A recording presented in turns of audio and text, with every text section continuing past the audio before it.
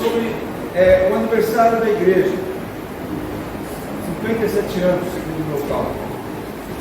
E eu gostaria de levar os irmãos, essa noite, a meditarmos no desenvolvimento da igreja de Cristo, no desenvolvimento da igreja local, esta igreja, e no nosso desenvolvimento espiritual, no desenvolvimento de cada um de nós. O que eu quero fazer com isso é uma retrospectiva nessas três áreas, ou nesses três grupos, na igreja de Cristo, na igreja local, na nossa igreja. Eu gostaria de levar os irmãos a responder três perguntas. De onde viemos como igreja do Senhor Jesus Cristo? De onde viemos como igreja local? De onde viemos como crentes no Senhor Jesus? Onde estamos também como igreja de Cristo, como igreja local e como crentes individualmente? E para onde nós iremos? Como igreja do Senhor Jesus Cristo, como igreja local e como crentes do Senhor Jesus Cristo. Essas três perguntas para esses três grupos que nós acabamos de mencionar. Sobre a igreja de Jesus Cristo. De onde a igreja veio? Nós acabamos de ler o texto de Mateus. Os católicos romanos vão dizer que a igreja vem de Pedro. Embora não há muito o que discutir sobre o assunto da origem da igreja, e como crentes no Senhor Jesus Cristo, nós temos pregado como igreja evangélica, nós sabemos que a igreja, na verdade, quando o Senhor Jesus fala com Pedro aqui, ele estava instituída, a igreja foi instituída por Deus, por meio do Senhor Jesus Cristo. Ele é a pedra fundamental. Quando ele fala em Mateus 16, 18, sobre essa pedra, eu firmarei a minha igreja, sobre essa pedra eu edificarei a minha igreja, estava falando sobre as palavras de Pedro: tu és o Cristo, Filho de Deus vivo. Então, a igreja, ela é fundamentada, e nós temos essa confirmação em Atos. Nós vamos levar os textos depois, mas a igreja, ela seria fundamentada na pessoa do Senhor Jesus Cristo. Em Atos capítulo 1, versículo 8, o Senhor Jesus Cristo, ele reafirma aquilo que ele havia dito em Mateus 28, 18.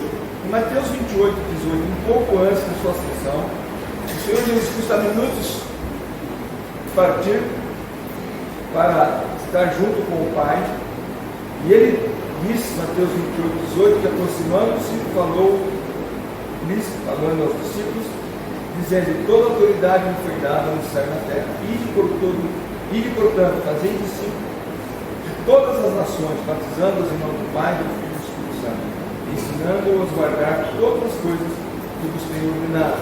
E este estou convosco todos os dias até a consumação do século. Então, Atos 1:8, nós temos o Senhor Jesus confirmando isso. Mas recebereis poder ao descer sobre vós o Espírito Santo, e sereis minhas testemunhas, tanto em Jerusalém, como em toda a Judéia e Samaria, e até os confins da terra. A missão que o Senhor Jesus Cristo deixou para a igreja é proclamar o Evangelho de salvação. Essa era a missão dos discípulos do Senhor Jesus Cristo. A sua igreja, espalhada por todo o mundo, tem a mesma missão. Quando nós estudamos Atos, na escola bíblica e tal, nós percebemos o desenvolvimento da igreja ao longo da história. Começando em Atos 1, versículo 15, diz que naqueles dias, levantando Pedro no meio dos irmãos, aí diz: ora, compunhas a assembleia de 120 pessoas. Então, a primeira reunião pública da igreja do Senhor Jesus Cristo foi com 120 pessoas. Fazendo apenas um parênteses, aonde estão aqueles 5.000 levantados? Da primeira publicação dos planos. Aonde estão aqueles que viram o Senhor Jesus fazer milagre durante o ministério? Algumas pessoas dizem que se os milagres do Senhor Jesus Cristo acontecessem nos nossos dias, a igreja estaria abarrotada de pessoas. Não é verdade. Porque ali diante de testemunhas oculares que viram o Senhor Jesus Cristo multiplicar pães e peixes, ressuscitar mortos. 120 pessoas estavam ali. Mas nós podemos ver o progresso. Quando os discípulos saíram a pregar em Atos 2:41, já não eram 120 pessoas. Então, os que aceitaram a palavra foram batizados, havendo um acréscimo naquele dia de quase 3.000 pessoas. Aí o Evangelho começou a ser proclamado. Mais adiante, em Atos 4:32, da multidão dos que creram era um coração. Desculpa, Atos 4:4. Muitos, porém, dos que ouviram a palavra e aceitaram, subindo o número de homens a quase 5.000. Atos 4:32, da multidão dos que creram era um coração e alma. Ninguém considerava exclusivamente sua, nem uma das coisas que possuía. Tudo, porém, lhes era comum. Mas eu quero destacar aqui, da multidão dos que creram. Era uma multidão. Continuando, Atos 5:14. E crescia mais e mais a multidão de crentes, tanto de homens como mulheres, agregados ao Senhor. Atos 6:1. Enfim, ora, naqueles dias, multiplicando-se o número de discípulos, houve murmuração dos inimigos. A ênfase aqui é na multiplicação dos discípulos. Então nós vemos em Atos o crescimento da igreja, o surgimento da igreja, não os milagres. E nós vemos isso, nós vamos ver daqui a pouco alguns versículos, mas na pessoa de Jesus Cristo. A igreja não cresceu, os discípulos testemunhando os milagres que eles viram acontecendo. A igreja cresceu, porque eles estavam pregando a obra expiatória do Senhor Jesus Cristo. Ela não tinha uma outra mensagem. A mensagem não era nem dela.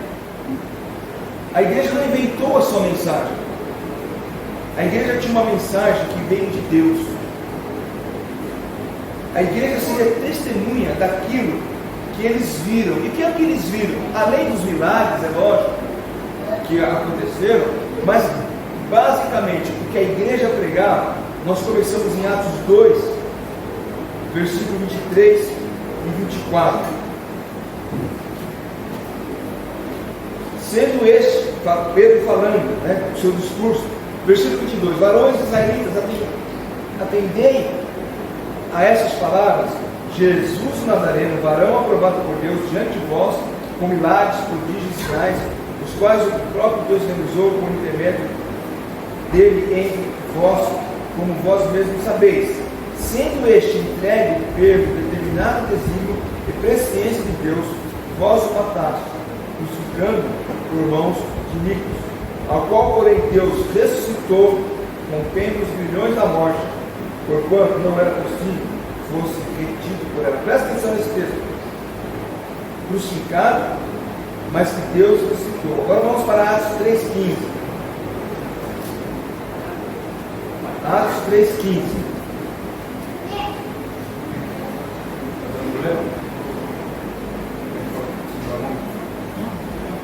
Atos 3:15 diz, novamente Pedro pregando. Vamos pegar só o versículo 15. Apesar de mataste o autor da vida, falando de Jesus Cristo, a qual Deus ressuscitou dentre os mortos, e nós somos testemunhas. Então, novamente, foi morto, mas ressuscitou. Atos 5:30. O Deus dos nossos pais ressuscitou Jesus Cristo, a quem vós matastes, pendurando-o no madeiro. Novamente, Cristo crucificado foi ressuscitado por Deus. Ainda mais, Atos 10, versículo 39 e 40. Atos 10, 39 e 40. E nós somos testemunhas de tudo que ele fez na terra dos judeus e em Jerusalém, ao qual também tiraram a vida pendurando no madeiro. A esse ressuscitou Deus no terceiro dia e concedeu que fosse manifesto, novamente, morto, mas ressuscitado. E ainda Atos 13, 27 e 32. Nós nos anunciamos o Evangelho da promessa feita a nossos pais, como Deus a cumpriu plenamente a nós, seus filhos, ressuscitando a Jesus, como também está escrito no Salmo 2: Tu és meu filho, eu hoje te gerei. Novamente, mostrando que o Evangelho pregado era a respeito da ressurreição daquele que foi morto. Ainda, 1 Coríntios capítulo 15, o apóstolo Paulo, que foi um dos perseguidores dos crentes, do início da igreja, ele pôde dizer assim, no versículo 12: Ora, se é corrente pregar que Cristo ressuscitou dentre os mortos, como pois afirmam alguns dentre vós, que não há ressurreição dos mortos?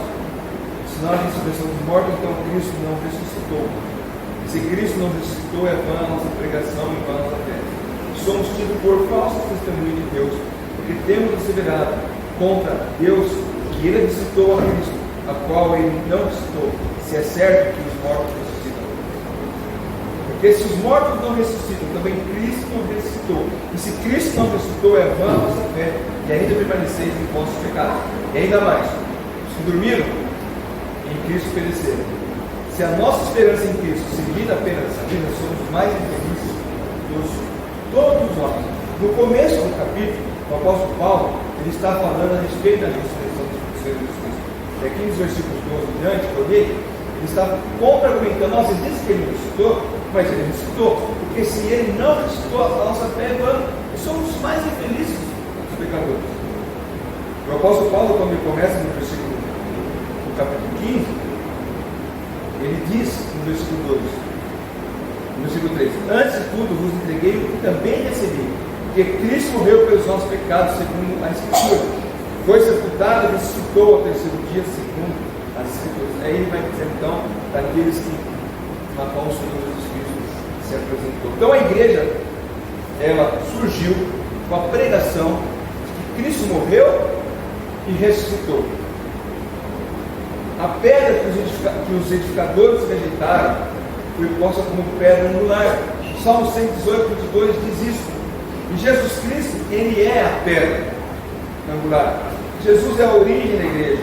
Não é Israel, não é Pedro. Nós temos um grupo de irmãos que dizem que a igreja, ela vem, Israel é a igreja do Antigo Testamento. Não. A igreja teve origem na pessoa do Senhor Jesus Cristo. E isso nos dá a certeza daquilo que Gamaliel pôde concluir em Atos 5, 34 e 39. Quando havia uma discussão: vamos matar os discípulos de Jesus Cristo?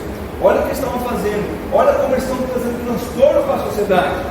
E Gamaliel, um homem sábio, que inclusive instruiu Paulo quando garoto, ele chega a essa conclusão. Atos 5, 34.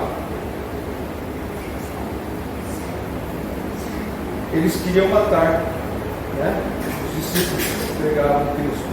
Mas, levantando-se, versículo 34, no Sinédrio, um fariseu chamado Gamaliel, mestre da lei, acatado por todos, respeitado por todo o povo, mandou retirar os homens por um pouco. Ele disse: Israelitas, atentai bem o que irei dizer, atentai bem o que ireis fazer a esses homens. Porque antes desses dias se levantou Teudas, insinuando ser ele alguma coisa, ao qual se agregaram cerca de 400 homens, mais do que a igreja na primeira reunião, que era 120. Se agregou 400 homens, mas ele foi morto, e todos quantos prestavam obediência se dissiparam e deram em nada. Depois desse levantou-se Judas, o Galileu, nos dias do recenseamento. Ele levou muitos consigo. Também esse pereceu, e todos quantos lhe obedeciam foram dispersos. Agora, vos digo, dai-lhe de mão a esses homens, deixai-os, porque se esse conselho ou esta obra vem de homens, perecerá. Mas se é de Deus, não podereis destruí-los, porque não para que não sejais porventura achados lutando contra Deus. E concordaram com ele. Então, o argumento de Gamaliel é o seguinte: olha, se esse Cristo é um homem comum, como todos os outros, está acontecendo com Teudas e com Judas, o Galileu. E segundo consta, no tempo do Senhor Jesus Cristo, havia pelo menos 32 candidatos a Messias. Nós temos o Messias aqui no Paraná, né? O Henrique Cristo está lá ainda, anda de moto. E temos, se você pegar na internet, você vê um absurdo. Então, candidatos a Messias tinha um monte. E Gamaliel fala: olha, Teudas morreu, os 400 conseguiram, deixaram. Morreu o Judas do Galileu também, e os que seguiam dispersaram. Agora, se esse aqui for o verdadeiro, não adianta. E se é obra de homem, vai se provar para acabar. Mas se é de Deus, vocês não podem fazer nada contra. Então, a origem da igreja é na pessoa de Jesus Cristo. Onde a igreja se encontra hoje? Existe uma grande confusão sobre o termo igreja. É comum ouvirmos pessoas dizerem que frequentam a igreja do pastor fulano, a igreja do pastor Cipriano, a igreja da vila tal, ou a igreja do bairro tal. Outros intencionalmente escondem a palavra igreja, substituído por comunidade. Alegam que a palavra igreja afugenta. Mas igreja, ela não é o prédio, a igreja não é uma pessoa. A igreja de Jesus Cristo é formada por pessoas redimidas, almas convertidas. A partir de Pentecostes, pessoas salvas de todo o mundo começaram a fazer parte da igreja que permanece até os dias de hoje. A igreja sempre esteve aqui, sempre esteve ativa. A partir de Jerusalém, ela saiu pelo mundo proclamando, como vimos pela ordem do Senhor Jesus Cristo, ela saiu proclamando o Evangelho. A verdadeira igreja de Jesus Cristo, ela se encontra no meio das igrejas que estão por aí. Pode parecer até estranho, mas nem toda pessoa que é membro de uma igreja faz parte do corpo de Cristo. Nem toda pessoa que é membro de uma igreja local faz parte do corpo de Cristo. A igreja se encontra onde Deus desejou que ela estivesse, no mundo, proclamando as boas novas, testemunhando, pregando, exortando, proclamando o futuro vindouro. É triste ver hoje igrejas que surgem com perfis específicos. Eu até brinquei hoje, e eu postei, eu descobri que tem uma igreja em Campinas, que é a igreja Peter Pan. Sabiam disso? Tem uma igreja Peter Pan em Campinas, que deve ter por aí. Porque, pelo que me contaram, é uma igreja para jovens. Agora eu pergunto, esses jovens não vão envelhecer? Ou quando ficarem em uma certa idade serão expulsos e irão para um outro lugar? Então veja, a igreja deixou de pregar o Evangelho e começou a pregar algo atraente para um grupo específico de pessoas, para que as pessoas pudessem chegar até a seu grupo. Então nós somos igreja para jovens, nosso perfil é para jovens. Eu não tenho nada contra, nós temos programações específicas para atingir os jovens, como para atingir crianças, como para atingir os idosos. Não tem nada contra. Mas você não pode fracionar ou dividir uma igreja por grupos. Uma vez o irmão Pierre, aquele irmão que o Walter trouxe aqui na igreja, ele mora em Jardim, não sei se ele ainda está vivo, mas ele disse alguma coisa assim. Ele é contrário à divisão de criança, escola bíblica e tal. Eu não concordo com ele, mas o que ele disse foi interessante. Assim, no rebanho, não se separa ovelhas velhas e ovelhas pequenas. Todas comem no mesmo pasto. Especificamente, em relação a crianças, na escola dominical, elas recebem ensinamento bíblico na sua cidade. Mas como igreja local, nós não dividimos. Olha, os velhos não podem mais participar porque os velhos vão afugentar os jovens. Eu lembro quando eu era criança, tinha uma senhora na nossa igreja, Dona Maria Raimunda. Olha, está gravando, né? Mas que não, depois mais vai editar, mas eu tinha uma raiva da mulher. Não podia balançar o pé, porque ele criança, ia ficar balançando. Menino, não balança o pé. Se tivesse na boca, menino, tira o chiclete. Não podia fazer nada, que ela pegava no pé. Mas fazia parte da igreja.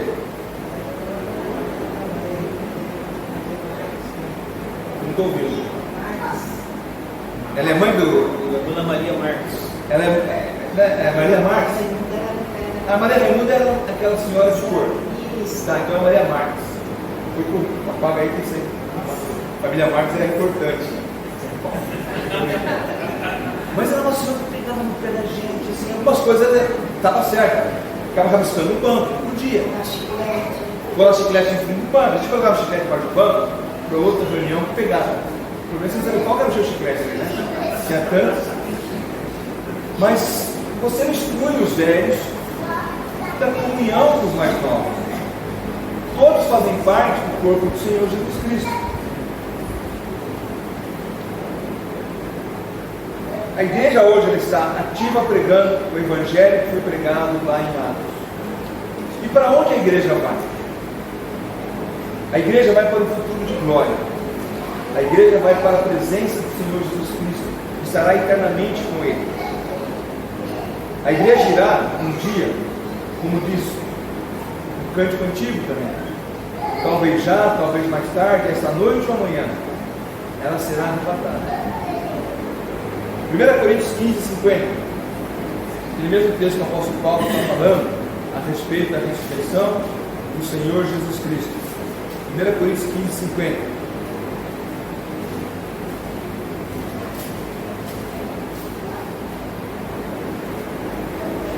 Isto afirma, irmão, até o 54. Isto afirma, irmãos, que carne e sangue não podem herdar o reino de Deus. Carne e sangue não podem herdar o reino de Deus, nem a corrupção herdar a incorrupção. Este vos digo o mistério, nem todos dormiremos, mas transformados seremos, todos, num momento, num abrir e fechar de olhos, ao ressoar a última trombeta. A trombeta soará, os mortos ressuscitarão incorruptíveis, e nós seremos transformados, porque é necessário que esse corpo corruptível se revista de incorruptibilidade, e que o corpo mortal se revista da imortalidade. Quando esse corpo corruptível se revestir da incorruptibilidade, e o que é mortal se revestir da imortalidade, então se cumprirá a palavra que está escrita: tragada foi a morte pela vitória. Então a igreja será levada para estar com o Senhor Jesus Cristo eternamente. É a mesma coisa o apóstolo Paulo fala em 1 Tessalonicenses capítulo 4, também um texto bastante conhecido, versículos 16 e 17. Portanto, o Senhor, mesmo dada a sua palavra de ordem, ouvindo a voz do arcanjo e ressoada a trombeta de Deus, descerá dos céus, e os mortos em Cristo ressuscitarão primeiro. Depois nós, os vivos, os que ficarmos, seremos arrebatados juntamente com eles, entre nuvens, para o encontro do Senhor nos ares, e assim estaremos para sempre com o Senhor. Então nós iremos para estar com o Senhor Jesus Cristo, cumprindo aquela promessa de João 14, 1 a 3, né? Que o visto na casa do Pai é muito morado, se não for assim, eu vou teria dito, pois vou preparar lugar, e quando eu for, eu voltarei para buscar, para que onde eu estiver, vocês estejam comigo também. Então, a igreja vai para o céu, estar com o Senhor Jesus Cristo. Igreja quem? Os convertidos. Campinas, São Paulo, Rio de Janeiro, Bahia, Paraguai, Estados Unidos, Inglaterra, China, todos os lugares onde tem uma pessoa que confessou Jesus Cristo como seu Salvador, estará com o Senhor Jesus para todos sempre. E a igreja local? Essa igreja falando do aniversário dela. De onde ela veio? Bom, eu creio que a maioria conhece a história da igreja. O pastor Ronaldo e Dona Elizabeth decidiram vir para o Brasil. E eu creio que nenhum dos dois tinha a mínima ideia do que eles estariam enfrentando. Mas a obediência fiel desse casal, à vontade de Deus, nos trouxe ao Brasil. E aqui puderam estabelecer esse trabalho. Esses irmãos abriram mão do seu país, do conforto, da segurança, a fim de chegarem aqui ao Brasil. Talvez você pense que é fácil, né? Deixar os Estados Unidos nos anos 60 e vir para o Brasil. Não, não é fácil. Imagine o Brasil nos anos 60. Campinas nos anos 60. Comparando com os Estados Unidos,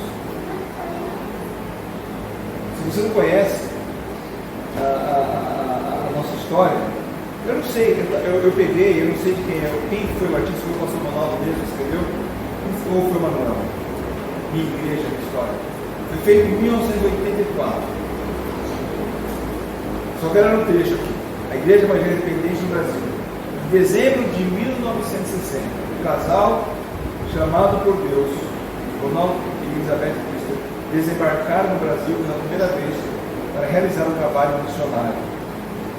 Aí ele vai contando a história, que eles conheceram o casal Baloni, começaram a trabalhar na casa deles, e eles desejando abrir um trabalho local, descobriram que o seu Domingos Nix tinha um terreno na Natal Brasil, aqui, onde está esse prédio hoje. E o que eu quero ler é que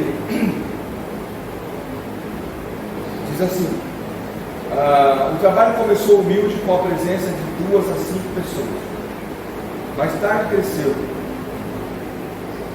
sendo diversos que aceitaram a Cristo. E no fim de 1963, já estava projetado um plano para a compra de um lote. Foi quando o senhor Ronaldo descobriu que tinha esse terreno, e ele ofertou, né, fez uma oferta do terreno, mas, segundo consta aqui nessa carta, o senhor Domingos fez uma doação desse terreno para o trabalho do Senhor. E aí, em 1964, 19 de dezembro, o templo foi inaugurado, dedicado ao Senhor. O templo, mas a igreja, ela foi estabelecida em 1963. O primeiro estatuto foi firmado no dia 5 de outubro de 1963. Essa igreja veio da obediência de um casal que, ao chegar no Brasil, tiveram choque cultural, da língua, da comida. Você tem uma ideia? Alguns missionários, o Ronaldo contou isso uma vez para mim. Eu não sei se aconteceu isso comigo, mas alguns missionários diziam que quando eles chegassem no Brasil, evitassem tomar água, bebessem apenas Coca-Cola e café, porque o café é água na fervida. Você tem uma ideia?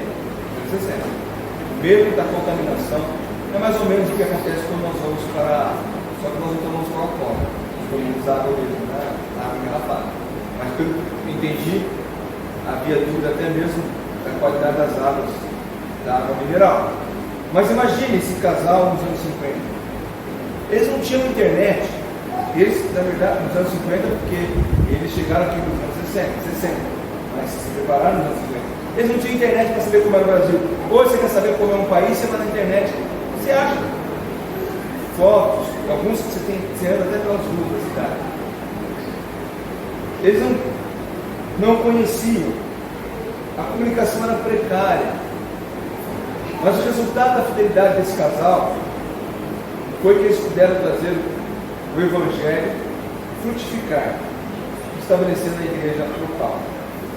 Muitos que estão aqui hoje é fruto desse trabalho, desse ministério. Então a igreja veio de uma obediência ao chamado do Senhor Jesus Cristo para os nossos irmãos, pastor Ronaldo e Dona Elizabeth. A princípio, nessa mensagem, era o Sr. Ronaldo que ia trazer. Eu pedi para a Betina, falei, sabe que você não consegue fazer o Sr. Ronaldo pregar, fazer uma mensagem, a gente assistir essa mensagem? E ela diz: meu pai está tão ocupado com a minha mãe que não tem tempo para nada. Ele acorda, ajuda ela a trocar de roupa, faz o café dela, ajuda a tomar café, aí depois leva ela para sentar numa cadeira, e aí logo tem que trocar ela de novo, aí tem que fazer um almoço, depois à tarde, aí dá banho nela, trocar de roupa. Então meu pai não tem tempo. A gente vê a dificuldade que eles têm enfrentado hoje. Eles necessitam das nossas orações. Mas esses irmãos, como resultado da fidelidade, puderam trazer o Evangelho, e hoje essa igreja foi estabelecida. E onde é que nós nos encontramos hoje? O pastor Ronaldo voltou para a América, eu nunca lembro quando é que foi, 2006, 2007? 2006.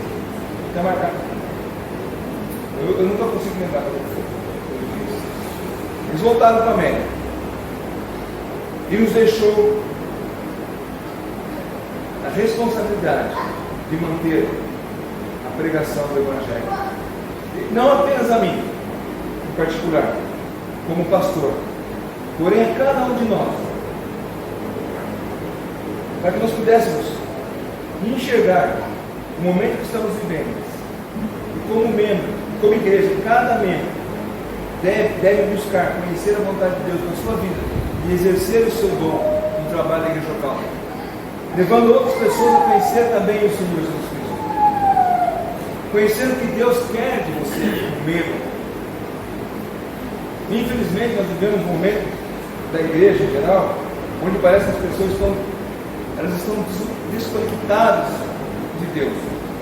Elas vão à igreja, participam de alguns cultos, mas não conseguem se conectar a sua vida individual com a vontade de Deus para a sua vida. Elas não conseguem fazer uma ligação entre a sua vida individual com a vida cristã que ela deve viver. Elas se preocupam com aqui e agora, pensam em se dar bem na vida e deixam Deus de lado. Quando nós estamos conectados com o Senhor Jesus Cristo, eu estou usando esse termo, que é um termo bastante comum nos nossos dias, mas quando nós estamos ligados ao Senhor Jesus Cristo, tudo que acontece tem um propósito para a nossa vida. Romanos 8:28, nós também conhecemos bem esse versículo, sabemos que todas as coisas cooperam para o bem daqueles que amam a Deus, daqueles que são chamados segundo o seu propósito. Geralmente a gente usa esse versículo numa desgraça, num desastre, né? O irmão sofreu um acidente, houve uma perda familiar, a palavra de Deus diz que tudo coopera para o bem daqueles que amam a Deus. E é verdade também, nas dificuldades, nas tragédias, devemos lembrar que tudo coopera para o bem dos que amam a Deus, mas o tudo aqui também tem a ver com a nossa vida em geral, o nosso trabalho, a nossa profissão, as nossas amizades.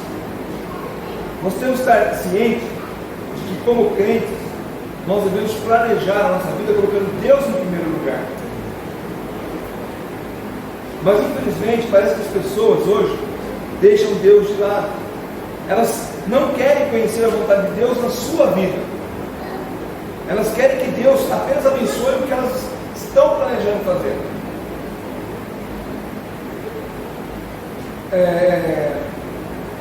Como igreja, nós precisamos conhecer a vontade de Deus para os dias de hoje.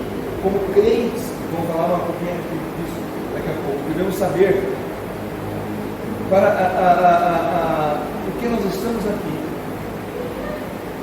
e para onde nós vamos, que é a terceira pergunta. Para onde essa igreja vai? Respondendo à igreja local, nós vamos todos um dia ser levados para Deus, ou de maneira coletiva, ou individualmente, através da morte. Mas, enquanto isso não acontece, como igreja local, para onde nós estamos indo? Como eu disse, não estou falando do arrebatamento, mas enquanto estamos aqui nesse mundo, para onde nós iremos como igreja local? Vivemos novas tendências a cada dia. Mencionei a igreja Peter Pan, né? Mas também As igrejas hoje, os pastores viraram coach.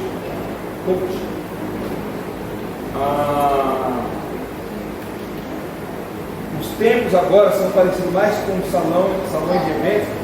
Eu vi uma matéria, um artigo do meu irmão, respondendo por que as igrejas hoje são pintadas de preto. Eles querem tirar toda a característica de igreja.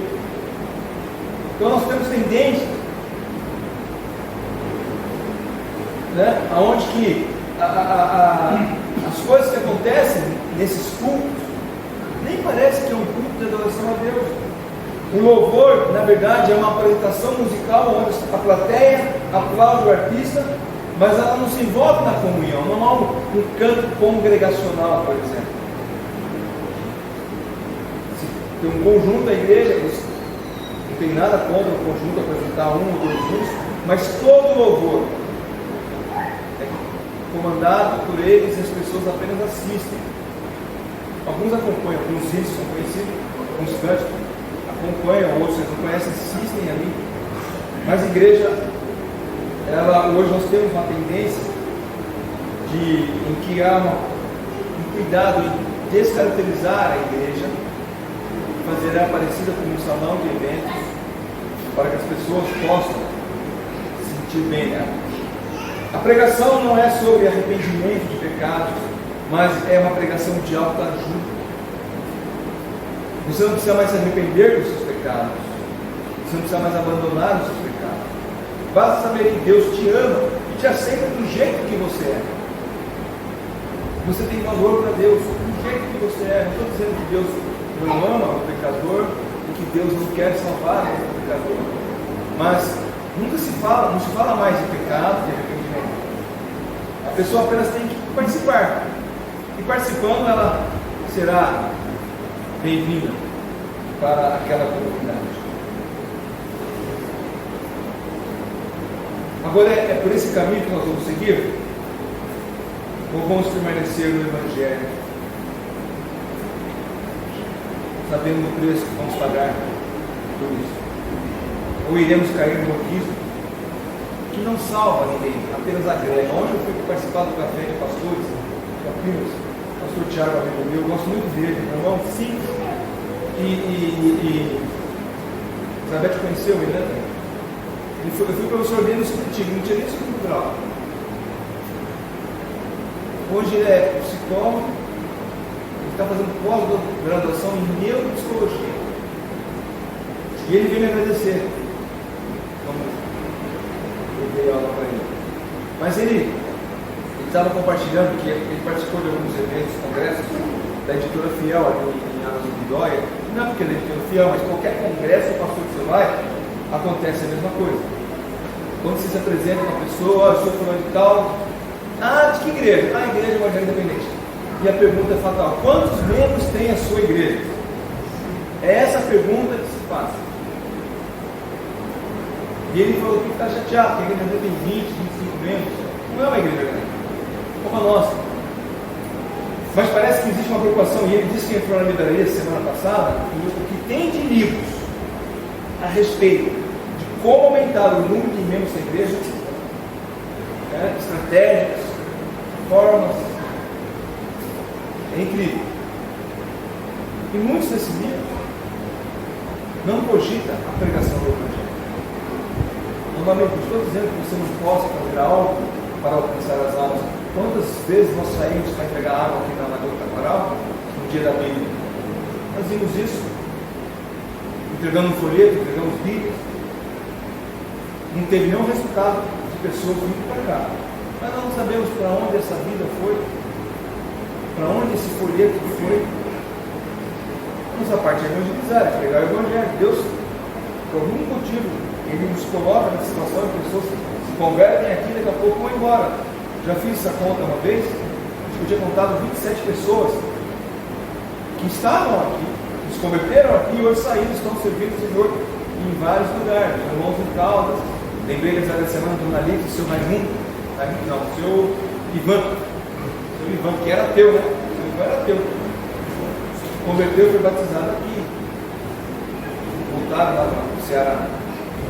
Porque a nossa preocupação não é encher os bancos. Seria bom se todas essas pessoas estivessem aqui, mas elas perderam o emprego e voltaram para suas cidades. Estão sendo fiéis a Deus ali naqueles seus respectivos lugares, nas suas igrejas. Mas o nosso compromisso é continuar pregando o Evangelho de Jesus até que Ele venha buscar a sua igreja. E a vida de cada um de nós? De onde nós viemos? Eu pressuponho que você tenha vindo das trevas para o reino da luz, porque é isso que acontece quando aceitamos o Senhor Jesus Cristo. Colossenses 1,13 fala isso: nos tirou do império das trevas e nos trouxe para o reino de Jesus. Então pressuponho que você um dia confessou Cristo como Salvador, reconheceu que sem Ele o seu destino seria a perdição eterna. Pressuponho que você é um nascido de novo, porque o próprio Senhor Jesus Cristo diz em João 3,3: quem não nascer de novo não verá a Deus. Então entendo que se você é membro dessa igreja, você não faz parte daqueles que fazem parte de uma igreja, mas que não é da igreja do Senhor Jesus Cristo. Entendeu? Espero que você não seja apenas membro dessa igreja, mas que você faça parte do corpo do Senhor Jesus Cristo. Então, nessa pressuposição, você é crente no Senhor Jesus Cristo, eu penso que você é uma nova criatura, que teve seus pecados lavados no sangue do Cordeiro, conforme 1 Pedro 1, versículo 18 e 19 nos diz. 1 Pedro 1, 18 e 19. Sabendo que não foi mediante coisas corruptíveis como prata ou ouro que fosse resgatado o vosso fútil procedimento que vossos pais vos negaram, mas pelo precioso sangue, como de cordeiro, sem defeito, sem mácula, o sangue de Jesus. Então, entendendo isso, você deve ter vindo das trevas, do pecado. Alguns não viveram uma vida degenerada, de alcoolismo, de drogas, de bandidagem, de prostituição. Alguns nasceram nos bancos dessa igreja, dormiram nesses bancos, foram criados aqui, mas tiveram um momento de aceitar o Senhor Jesus. Passaram por uma experiência de novo nascimento. Quando criança, eu queria saber quando é que eu aceitei Jesus Cristo, se desde quando me pôs como gente eu ia para a igreja. Mas eu lembro um dia em que eu quase morri, descobri que se aquele dia eu tivesse morrido, eu não ia para o céu.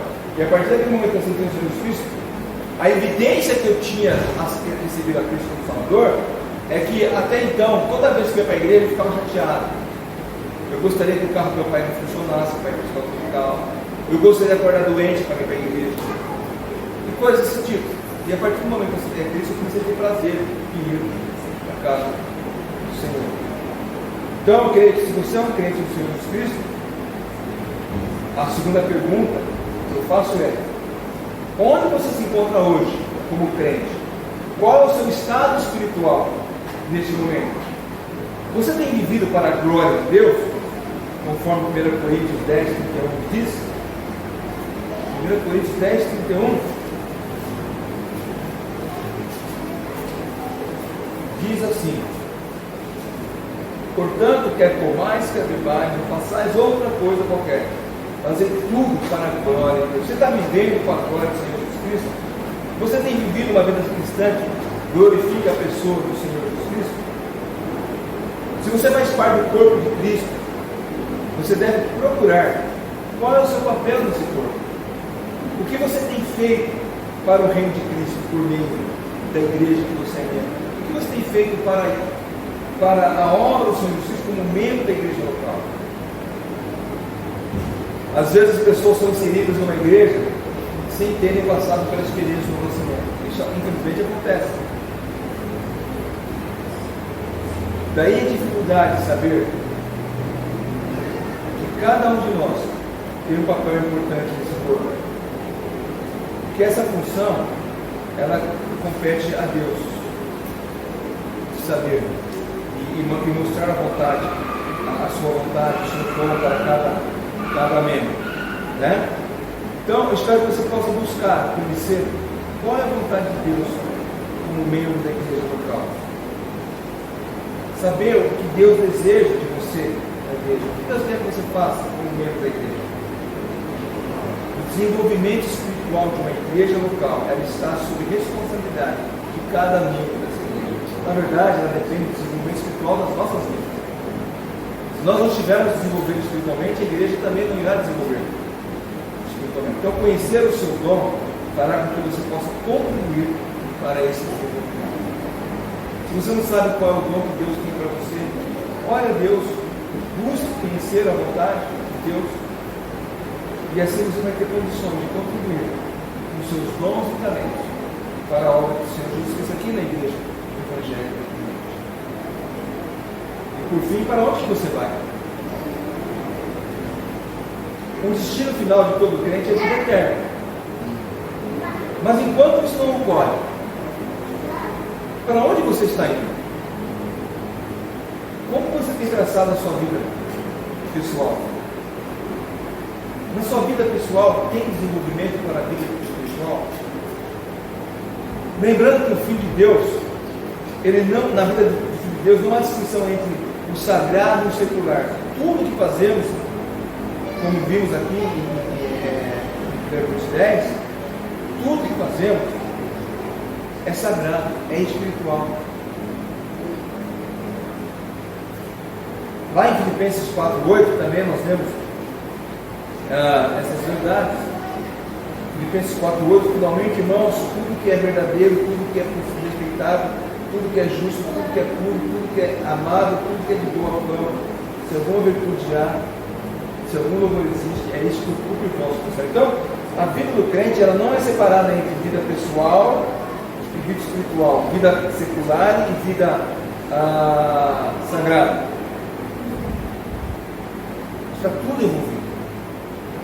Eu espero que você não viva uma teologia que é conhecida como teologia do Zeca Pagodinho. Vocês sabem quem é o Zeca Pagodinho, né? A teologia do deixa a vida me levar ou leva a ele. Vou indo, vou na igreja, escuta lá, vivo a minha vida lá, faço as minhas bagunças, mas semana eu vi uma coisa interessante, alguém que quando se aproxima da igreja muda de atitude porque está chegando perto da igreja. Falaram assim para ela, escuta, mas você acha que Deus está vendo o que você está fazendo lá? Não adianta você não chegar perto da igreja, mudar a postura, impostar a voz, né? Lá na rua, ei irmão, tudo bom? Beleza aí? Joia? Poxa, aqui, a paz do Senhor, meu querido, você leva melhor. Não estou dizendo que vai usar vigia, mas também precisa mudar uma voz do profeta, porque você não vai estar impressionando ninguém, muito menos a Deus. Ou você então leva a vida, deixa a vida te levar, ou você se submete ao escrutínio do Espírito Santo para saber qual é o propósito de Deus para a sua vida. Você submete a ela mesmo, seu emprego, você ora a Deus para que Deus abençoe o seu trabalho, a sua faculdade, o que está fazendo é para a glória de Deus. Sua futura esposa, você tem orado, se você não tem ainda, você quer conhecer a vontade de Deus para que você essa pessoa possa ser realmente alguém que esteja querendo também fazer a vontade de Deus. Até que ponto Deus está orientando a sua vida? Os irmãos casados, aposentados, que já estabeleceram a vida, já viveram uma vida e agora estão gozando da aposentadoria, as suas decisões levam em conta o que Deus deseja para você. Eu estou dizendo que Deus deseja que você fique aqui fincado. De repente Deus fala, agora você se aposentou, eu quero que você vai pregar lá no deserto de Gaza. Pode ser que Deus chame alguém aqui para sair, ou olha, Deus está me mostrando fazer a vontade dele. Deus tocou no meu coração, meu marido, para abrir uma creche, coisas desse tipo. Não é ficar estagnado, esperando os anos acabarem, mas conhecer cada dia. Eu nunca esqueço uma vez o exemplo de uma senhora de 84 anos no seminário, no acampamento Paula da Vida nos Estados Unidos. Ela estava projetando a vida para os próximos 10 anos. Ele está escolhendo caixão, cemitério, vai ser enterrado, né? 84 anos, para 10 anos, não. Ela está querendo saber o que ela está fazendo para Deus. Uma outra senhora, chinesa cuidou do pai e da mãe a vida inteira e não pôde, anulou sua vida praticamente. Não casou, não construiu família. Quando o pai e a mãe morreu, o que ela fez com a herança? Ela começou a viajar a China inteira pregando o evangelho. E quando o soldado chinês ia para cima dela e falava: você quer me levar preso? Eu sou uma velha chinesa. Ela não se importava. Ela viu a vontade de Deus. Meu ministério agora é pregar o evangelho nos 3 da China. Então, eu não estou dizendo que você vai ficar parado, você vai dizer: ah, Deus fiquei aqui na igreja independente até o dia que Ele me levar. Pode ser que seja, mas pode ser que não. Pode ser que Deus fale: levanta aí, você tem muita coisa para fazer lá fora. Então eu pergunto: se o futuro leva em conta o que Deus tem para você? Eu espero que sim. Afinal, vida cristã é isso, saber o que Deus deseja de você. Então, para concluir, nós estamos celebrando 57 anos do trabalho da igreja local. Nós não sabemos até quando estaremos aqui. Eu não sei até quando estarei como pastor, como membro da igreja. Não apenas eu, mas muitos irmãos sabem. Mas o que nós podemos saber é que onde estivermos, estejamos fazendo a vontade de Deus. O trabalho local precisa de cada um de nós. Ele precisa de nós para dar continuidade. Talvez um dia esse trabalho local deixe de existir. Talvez um dia uma avenida passe por aqui. Chega aqui os engenheiros da prefeitura e falam: ó, nós queremos fazer uma ligação para apagar o trânsito ali, vamos fazer um acesso aqui, passando dali para cá. Pode ser que caia um meteoro aqui. Uma terça-feira tem as irmãs, né? Uma quarta-feira. Né? Derruba tudo. Sei lá, de repente a prefeitura quer comprar toda essa área e montar um hospital. E nós temos que sair daqui. Vamos para onde? Talvez para um outro lugar. Mas continuando servindo a Deus. Mas o mais importante é saber onde estaremos em relação à vontade de Deus. Servindo, sendo bênção na vida dos demais irmãos, conforme 1 Pedro 4, versículo 10 e 11 nós vemos. 1 Pedro 4, 10 e 11, nós vemos isso assim: serviam uns aos outros, cada um conforme o dom que recebeu, como bons dispenseiros da multiforme graça de Deus. Se alguém fala, fale de acordo com os oráculos de Deus. Se alguém serve, faça na força de Deus. Seja Deus glorificado por meio de Jesus Cristo, a quem pertence a glória e domínio pelos séculos dos séculos. Amém. Então, que você possa saber que Deus tem um propósito na sua vida como igreja local, como membro da igreja. Que você possa servi-lo aqui nessa igreja, não em outra igreja. Tem crente, membro de igreja, que fica pulando de igreja em igreja, caçando bênção por aí.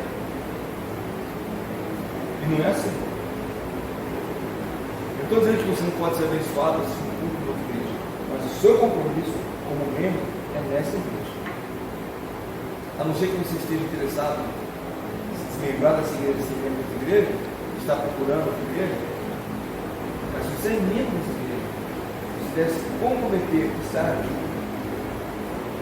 procurando fazer a vontade de Deus, servir a Deus aqui, para que você possa abençoar os seus irmãos, ser abençoado pelos seus irmãos também, que você possa viver cada dia para a glória do nosso Senhor Jesus Cristo. Amém? Eu passei bastante tempo, né? Mas eu acho que vale a pena, porque